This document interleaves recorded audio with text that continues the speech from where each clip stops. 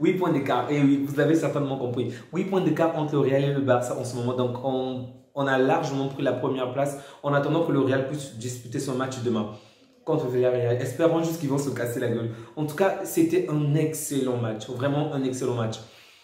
Suite à la blessure de Dembélé lors du match passé, j'étais un peu crispé. En tout cas, j'ai fait part de cette inquiétude à un autre ami. De quelle manière je craignais vraiment qu'on puisse vraiment chuter cette saison, que ça puisse mal se terminer. On a vu de quelle manière la saison dernière, c'est qu'en perdant certains joueurs importants comme Araujo, en perdant d'autres défenseurs, on a vu de quelle manière qu'on n'a pas pu tenir et du coup on a coulé et même en Ligue des Champions on s'est fait éliminer. Donc je craignais vraiment que la même chose puisse se répéter cette fois-ci, mais non seulement au championnat mais même à travers l'Europa League. Bon, on n'a pas encore joué l'Europa League, mais en tout cas j'avais vraiment de l'inquiétude par rapport à la blessure de Dembélé. Mais en tout cas ce match m'a énormément rassuré. Vous savez, jouer contre le Betis n'est jamais facile pour nous. Vraiment, ce n'est pas du tout facile. Et là, ce match, on a vraiment déroulé le tapis. Sincèrement, en regardant le score, vous pouvez vous dire que 2-1, le match était serré, mais en vrai c'est faux. En fait, on pouvait bien marquer 3 voire 4 buts. C'est juste qu'en première période, on a quand même manqué de précision, on va dire, de bonne finition, de justesse de nos actions. Sincèrement, désolé. Je suis vraiment, alors là, je me suis régalé vraiment. J'ai quand même vu un Rafinha assez bon, même si je pense que dans les dernières actions, il doit davantage s'améliorer s'il va avoir plus de temps de jeu. Parce que tu sens mieux qu'il a du talent, tu sens mieux qu'il a cette chose pour évoluer, pour progresser, mais il perd un peu trop la balle, ou un peu comme Dembélé, on va dire, pas avant, mais du genre, une autre version de Dembélé en moins bon, vous comprenez? Donc, il arrive quand même à créer de bonnes occasions, mais il manque encore un peu plus, il lui faut plus de justesse, il lui faut davantage ce petit truc-là qui va faire en sorte qu'il puisse être plus adroit, ok? Il est quand même maladroit dans les dernières lignes. Ok, en dehors de lui, bon, Lewandowski était pratiquement invisible, mais bon, quand il le faut, il sait comment claquer la balle, il sait comment faire la différence, pas de problème. Gavi, moins intense que les matchs précédents, ok? Il était bien là, on a bien senti que le mec a toujours de l'impact, mais moins intense par rapport à ce qu'il a l'habitude de nous donner. Mais le joueur que j'ai vraiment trouvé exceptionnel, une fois de plus, c'est Baldé. Waouh, ce joueur est juste fabuleux. Vraiment, j'ai même l'impression que plus le temps passe, plus on apprécie de mieux en mieux les défenseurs du joueur. De plus en plus les défenseurs barcelonais que même les attaquants ou les milieux du terrain. Je ne dis pas que les milieux ou les attaquants sont nuls, mais c'est juste que les défenseurs sont en train de mettre la barre tellement haute qu'ils ne cessent de nous épater. Ok, aujourd'hui, vous pouvez dire que l'erreur de Koundé a peut-être causé un but, mais sincèrement, en dehors du match, si vous vous limitez au but contre son camp, ça sera vraiment un mauvais jugement sur le match. Parce que dans l'ensemble, il a fait un bon match. Il a fait un très bon match. Mais c'est juste que, bon, faute à pas de chance, on a tiré contre lui et bon, c'est rentré. Mais bref, il a réalisé un très bon match. Que ce soit Koundé, Araujo, ou même Baldé, c'était tellement excellent. Et oh, Baldé, la manière dont il arrive à casser les lignes, la manière dont il arrive à se faufiler pour aller jusque dans la surface, c'est tellement magnifique à voir. En première période, vraiment, les deux actions qui pouvaient conduire au but, mais bon, bref, ça n'a pas suffi.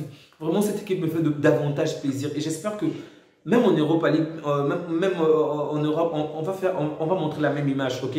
C'est vrai que Dembélé est en ce moment blessé et ça nous enlève vraiment, on va dire, une capacité énorme à mieux jouer. Mais bon, on va se battre avec les armes qu'on a. Et pour l'instant, en tout cas, Xavi me régale vraiment. Alors là, il me régale. Pour vous dire, j'ai tellement été bluffé qu'aujourd'hui, même Busquets, j'étais content de le voir sur le terrain.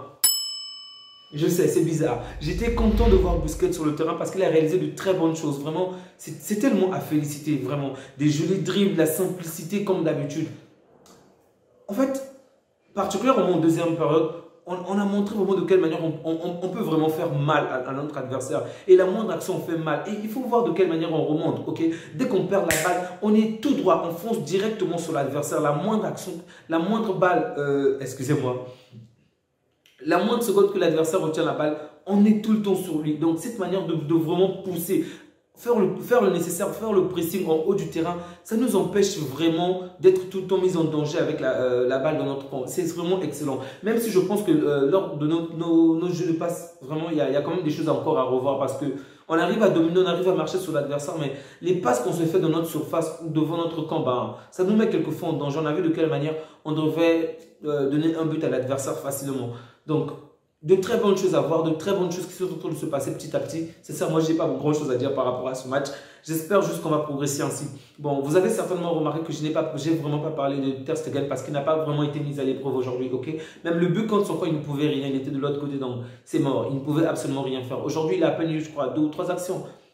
quelque chose comme ça, parce que on avait vraiment éteint le Betis Séville. Je me disais que qu'ils vont vraiment se relever, qu'ils vont vraiment profiter du fait que Dembélé ne soit pas là. Mais bon, c'était tellement beau à voir, vraiment tellement beau à voir. Avant le début du match, j'étais vraiment, alors là je vous dis, vraiment sceptique par rapport à ce que Fekir pourrait faire, par rapport au fait qu'on pouvait mettre Ferran Torres. Je me disais que bof, il va rien foutre, mais bon. Ok, il est rentré un jour précédent. Aujourd'hui, je n'ai pas parlé mal de lui parce qu'il est rentré pratiquement à la fin du match. Donc, l'analyser avec le peu de temps de jeu qu'il a eu, tandis qu'il n'a pas eu énormément de balles. Donc, ça serait quand même injuste. Donc, pour ce match, je n'ai rien à dire par rapport à Ferran Torres. Mais en tout cas, Sergio Busquets m'a énormément réjoui. Lewandowski avec son but, son excellent but. Ok, c'était pas du tout facile de récupérer la balle de cette manière et de marquer de cette façon. Baldé, homme du match, il n'y a pas de problème. Pedri, excellent. Vraiment, je les ai tous trouvés exceptionnels. Ok.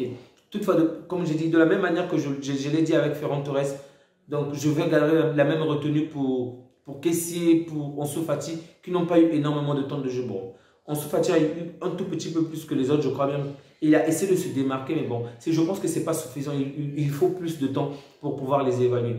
Pas grand chose à dire par rapport à ce match, même si le mercato ne s'est pas passé comme on le voulait, par rapport à certains joueurs qu'on a voulu recruter, Amrabat ainsi que, je crois, Araujo au niveau de l'équipe B. Mais bon, ça n'a pas suffi parce que déjà le fair play financier de la Liga nous a empêché de réaliser certaines actions dès le début de ce mercato. Ensuite, certaines actions, donc du moins certains échanges avec l'autre équipe n'a pas pu se faire plus tôt. Donc le mercato d'hiver s'est terminé, on n'a pas d'autres joueurs. Bon, personnellement, ça ne me choque pas tant que ça. Ok. Pour le jeune Araujo, je pouvais comprendre parce qu'il vient de Barça Athletic. En gros, c'est comme une cellule de Barça mais qui se trouve aux États-Unis. Ça, je pourrais l'accepter. Mais pour d'autres joueurs, sincèrement, je pense qu'on ne devrait pas. On devrait davantage compter sur la Masia, davantage compter sur nos équipes à nous, notre équipe B, compter sur notre centre de formation parce qu'on a des joueurs vraiment talentueux. Il faut juste qu'ils aient plus de temps de jeu pour pouvoir mieux progresser. Donc, on va s'arrêter là pour cette journée.